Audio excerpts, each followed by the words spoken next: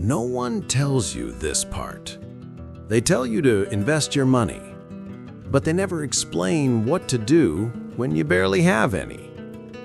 They tell you to start early, but early is exactly when you're broke, confused, and still trying to survive.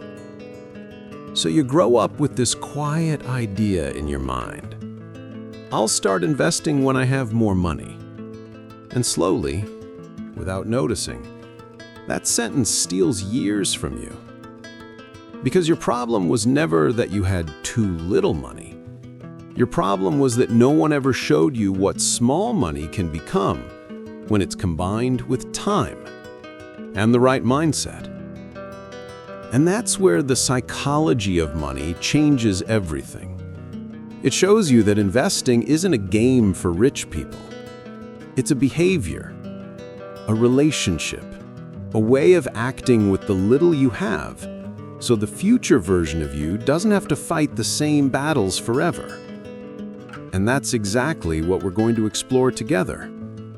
How to start investing, even if you feel like you don't have enough to begin. When you don't have much money, every decision feels heavier. You're not thinking in terms of asset allocation or portfolio construction. You're thinking, will I have enough for rent? Can I go out with my friends and still pay my bills? What if something unexpected happens? So when someone says, just invest $200 a month, it doesn't feel inspiring. It feels disconnected from your reality. And in that gap between theory and your actual life, a dangerous story starts forming in your head. Investing is not for me yet. I'll wait until I make more. There's no point starting with such a small amount. But here's the truth. Those thoughts have nothing to do with math. They're emotional. They come from fear, from comparison, from past experiences with money, not from a calculator. And that's why so many people stay stuck. They don't fail because they're bad with numbers. They fail because they underestimate how powerful small, consistent decisions become when you give them time.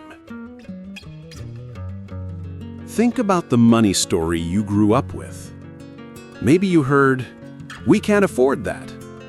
Money goes as fast as it comes. Better enjoy it now before it disappears." Maybe your parents worked hard and still had nothing left at the end of the month. Or maybe no one ever talked about money at all, which is already a message by itself. Money is stressful. Better avoid it. All of this shapes how you see small amounts. If you grew up seeing money disappear quickly, it's normal to believe that $20, $50, or $100 is only for spending, not for investing. So when you think about investing, your brain jumps straight to a feeling. It's not enough. Not enough to matter. Not enough to change anything. Not enough to be real investing. And this is where the psychology of money gives you a different lens. Your future wealth isn't determined by how much you invest at the beginning, but by how long you keep investing and how consistently you show up. Little money plus a lot of time beats a lot of money plus a little time, every single time. But there's another invisible force working against you: comparison. You go online and see someone your age showing their investing portfolio, talking about options, crypto, real estate, throwing around numbers that make your account balance feel like a joke. And even when you know some of it is exaggerated, a part of you still whispers, "If I can't invest like that, maybe I shouldn't invest at all." Comparison makes your $20 feel like nothing. It makes your effort look small. It turns a smart first step into something you're ashamed of. So you choose one of two extremes. You either do nothing and wait for a better moment, or you try to catch up fast by taking huge risks with the little money you have. betting on coins, trades, or promises you don't fully understand. Both paths come from the same emotion, the fear of being behind. But here's what the book reminds you. You're not late. You're not behind. You're just playing a different game. You don't see everything that helped someone else get ahead. Their luck, their timing, their hidden advantages. You only see the result. And judging yourself by someone else's result is the easiest way to sabotage your own. Before we go deeper, I want you to stop and reflect for a second. Tell me in the comments, what's the main thought that stops you from investing right now? Is it, I don't have enough? I'm scared of losing it? I don't know where to start? Write it down. Naming the belief is the first step to changing it. There's an idea from the psychology of money that completely changes how you see tiny amounts. You don't need a high income to build wealth. You need a high savings rate and time. Translated into your reality, this means you don't need to invest a lot. You need to invest something and keep doing it for longer than most people can stay disciplined.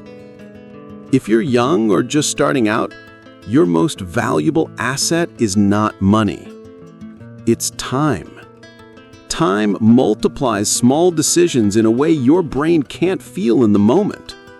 Investing $30 this month feels like nothing. It doesn't change your life today. And because nothing dramatic happens overnight, you tell yourself it doesn't matter. But if you repeat that small decision month after month, while everyone else waits for the perfect moment, time quietly creates a gap between you and them that becomes impossible to close later. The book explains this in a simple way. The most powerful force in building wealth is not intelligence or luck. It's how long your money is given the chance to grow. So when you say, "I'll invest when I have more," you're not just postponing.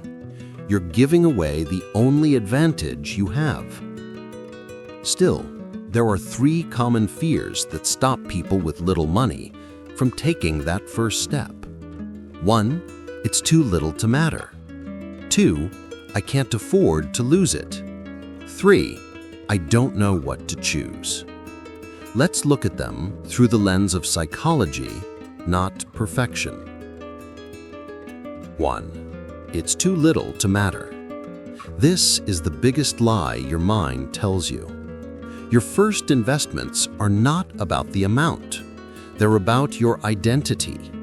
Every time you choose to invest a small amount, you are sending yourself a message. I'm the kind of person who builds a future, even when it's inconvenient.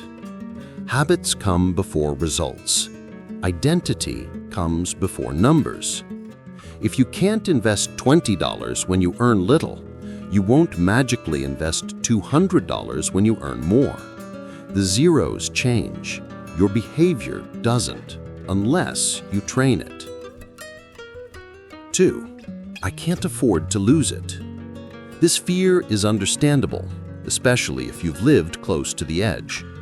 But here's where perspective matters. Not all investing is the same. Throwing your entire paycheck into a random coin is not the same as consistently investing a small amount into something simple and diversified over time. The first is gambling. The second is discipline. What the book suggests is not take crazy risks. It's the opposite. Protect yourself from risks that can destroy you. Then let time do the heavy lifting. If losing $20 would destroy your month, you shouldn't invest it. You should first build a tiny emergency buffer. But if you can redirect even a small piece of your impulse spending, a coffee here, an unnecessary delivery there, into an amount that won't break you, then you're not risking your life. You're starting your future. 3. I don't know what to choose. This is where many people get paralyzed. They think starting to invest means understanding every chart, every term, every product. So they research, and never start. But remember, the book insists that behavior is more important than knowledge. An average person with a simple plan, executed consistently for years, beats the expert who can't control their emotions. You don't need the perfect choice to begin. You need a simple, reasonable choice that you can stick with while you keep learning slowly. It's better to start with something imperfect and stay in the game than to chase the perfect strategy and never play at all. To make this practical, let's turn these ideas into a simple system for starting to invest even with very little money. Think of it as 3 pillars: stabilize, automate tiny investments, and protect your mind from noise. Pillar 1. Stabilize. You can't invest peacefully if every unexpected bill feels like an emergency. So your first step isn't picking an investment, it's creating a bit of breathing room. That might mean paying off or reducing high-interest debt, slowly and consistently, or building a mini emergency fund, even if it's just $100, then $200, then $300. This step is not glamorous. No one posts pictures of my first $200 emergency fund. But psychologically, it changes everything. Because the moment you stop living in constant crisis mode, your mind gains just enough space to think about the future instead of only surviving today. Pillar 2. Automate tiny investments. Once you have even a bit of stability, you're ready for the shift that changes your identity. You become someone who invests, no matter how small the number. Choose an amount so small it almost feels ridiculous. Maybe it's $10 a week, maybe $20 a month. Whatever you can send out without panicking. Then, instead of relying on willpower, you set it up to happen automatically. Why automatic? Because your emotions are strongest on the exact days you should be investing. You'll always find a reason to pause, wait, or skip this just month. Automation protects you from your own excuses. The amount can grow later. In the beginning, the goal is not volume, it's rhythm. Your money starts moving in one clear direction, forward. Next pillar, protect your mind from noise.